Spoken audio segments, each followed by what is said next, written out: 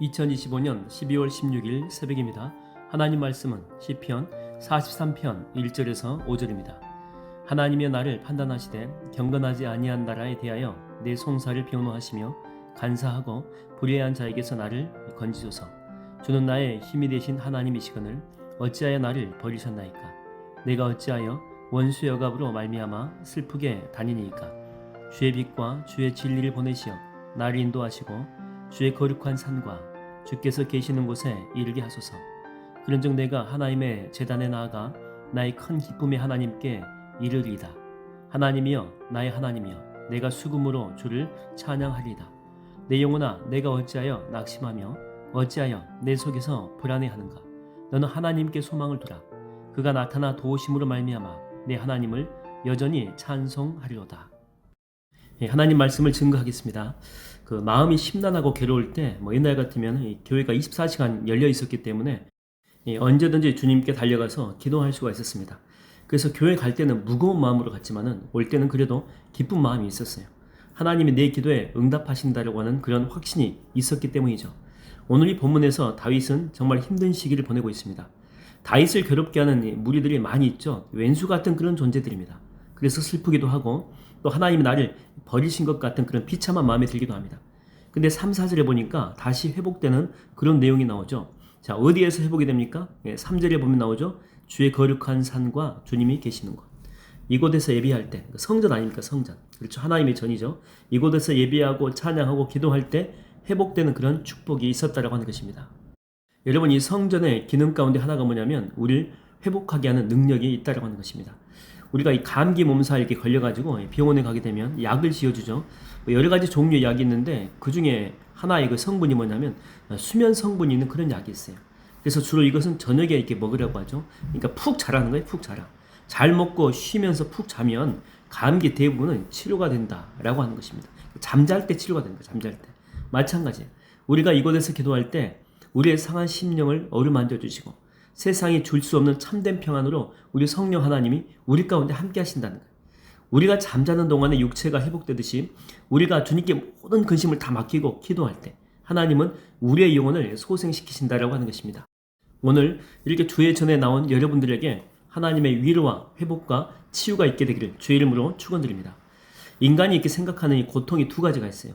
정말 진짜로 어려워가지고 생기는 그런 고통이 있고 그렇지 않고 어렵진 않아요. 만만한데 내가 그걸 막 크게 생각해가지고 내가 만드는 이 고통이 있다고 하는 거죠.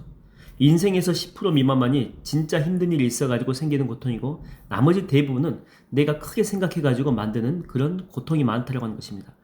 여러분이 가만히 생각해 보게 되면 내가 밥을 못 먹을 정도로 큰 문제는요 세상에 별로 없는 것 같아요. 단지 내 잘못된 그 상상력이 이제 그것을 만들어내는 거죠. 때로는요 지옥을 만드는 그런 사람도 있어요. 그래서 지옥에서 사느니 차라리 죽자 그러면서 어긋난 생각을 하는 그런 사람들도 있죠. 환자의 그 우울증을 치료하는 그런 방법 가운데 하나가 뭐냐면 먼저 집안을 깨끗하게 청소하고 밝게 합니다. 밝게. 우울증은요 환경하고도 밀접한 관련성이 있거든요. 그리고 이렇게 집안에 갇혀있지 말고 나와서 이렇게 빛을 보라고요. 빛. 희한하게 밝은 빛은 사람에게 소망을 주는 그런 신비가 있습니다. 그래서 오늘 본문이 3절에서 다윗도 간절히 구하는 거죠.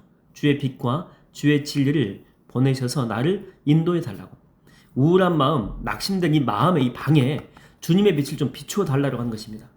캄캄한 방에 여러분 있게 되면 두려움이 있어요. 두려움이. 앞에 이렇게 어른그린 것들이 나를 막 집어삼킬 것 같은 그런 생각이 듭니다. 근데 불을 켜게 되면요 무서워 보이던 것들이 사실은 아무것도 아니다라고 하는 거죠. 마찬가지로 주님의 빛이 내 마음에 비추게 되면 내가 그토록 걱정했던 90% 있죠. 그 가짜의 고통들이 다 사라진다라고 하는 것입니다. 이 성경에 보게 되면 엘리야가 하나님 앞에 이런 하소연을 해요. 주님 두렵습니다. 이스라엘에 하나님을 위한 선지자가 한 명도 없다는 거죠. 어떻게 나 홀로 이 모든 사역을 다 감당합니까? 그러면서 로뎀나무 아래에서는요 내 생명을 거두어 달라고 엄청 오버하고 있습니다. 근데 우리가 알다시피 하나님은요 하나님의 사람 몇 명을 남겨두셨다고요? 7,000명 있다니까. 7,000명. 혼자가 아닌데 그냥 그렇다라고 혼자 생각하고 그냥 혼자 판단하고 그래서 막 마음에 막 병도 들고 그러니까 이 가짜 때문에 스스로 고통스러워하고 힘들어하는 그런 모습이에요. 예전에 제가 석천에 처음에 이제 부임할 때에 가장 먼저 했던 사역이 우리 안숙현 그 집사님 댁에 이제 장례가 있어가지고 그때 이제 민정수 권사님하고 김순애 권사님 저 이렇게 세 명이 밤에 이렇게 신방을 간 적이 있어요. 그때 에피소드가 참 많죠. 밤 12시가 다 돼가지고 도착을 했는데 그때 장례식장을 잘못 알려줘가지고 다른 곳으로 갔어요. 이 장례식장 영업을 하지 않는 곳입니다. 그곳으로 갔어요. 그런데 우리가 너무 늦게 와가지고 시골이어가지고 잠들었나 싶어서 세 분이 함께 이제 엘리베이터 타고 올라갔거든요. 그래서 엘리베이터 문이 열리니까 이제 혼자서 그 안쪽으로 들어갔고 다른 두 분은 이제 엘리베이터 안에 있는데 진짜 아무것도 없어요. 캄캄하고 순간 이 두려움이 이렇게 엄습해 올 것 아닙니까? 그리고 장례식장인데 그래서 이렇게 몸을 이렇게 빨리 돌려가지고 엘리베이터로 가는데 그 두 분이 엘리베이터 타고 있던 그 두 분 권사님이 씩 웃으면서 엘리베이터 문이 이렇게 쑥 닫히는 거예요. 그리고 막 뒤에서는 뭔가가 이렇게 저리 막 붙잡고 있는 것 같고 전설의 고향이 따로 없습니다. 그때 그 인연으로 지금 이렇게 함께 신앙생활을 하고 있는 것 같아요. 지금 두 분이 우리 교회 지금 셀장이지 않습니까? 근데 이제 그때 갈 때 이제 우리가 군산 쪽을 지나갔거든요. 근데 정말 한 치 앞도 안 보이는 안개가 얼마나 자욱한지 마치 거대한 이 벽처럼 뭐 세상을 가로막고 있다는 그런 생각이 들었어요. 차가 거의 기어가요, 기어가. 뭐 답답하고 그 위협에 막 기가 죽기도 하고. 근데 기상학자들의 말에 의하게 되면 그렇게 군산 전체, 이 반도 전체를 덮고 있는 그 안개도요, 이걸 물로 바꾸게 되면 고작 물 한 컵 정도밖에 되지 않는 그런 작은 양이더라는 거예요. 그러니까 눈앞을 가리고 세상을 집어삼킬 듯한 그 거대한 안개가 사실은 물 한 컵 분량의 작은 입자에 불과했다고 하는 것입니다. 여러분, 우리의 근심도 마찬가지예요. 밤새 우리를 짓누르고 숨도 못 쉬게 만들었던 그 거대한 걱정과 불안들. 하지만 아침이 돼가지고 믿음에 있는 주님의 빛을 비추어 보게 되면 그는 사실 물 한 컵도 되지 않는 실체 없는 안개일 때가 정말 많다는 거죠. 태양이 떠오르게 되면요, 안개는 순식간에 다 사라져 버려요.